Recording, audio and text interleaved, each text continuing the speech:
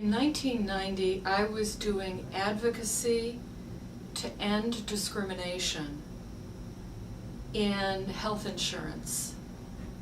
And I worked with other advocates, other people with disabilities and with serious illnesses, to bring about a law change in New York to prevent discrimination in health insurance.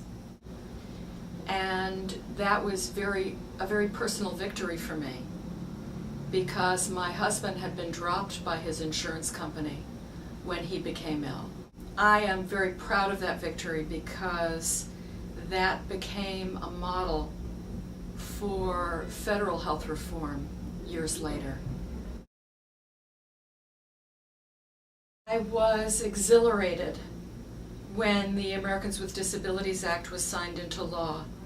And I remember going to the White House and celebrating on the White House lawn, because I felt that it would create a new daily reality for people with disabilities. It would become a powerful tool for eliminating discrimination in government programs, in the private sector, in public accommodations.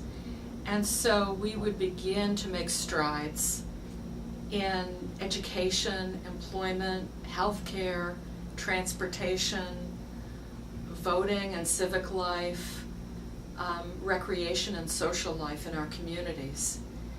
And I felt that we had just gained our Civil Rights Act.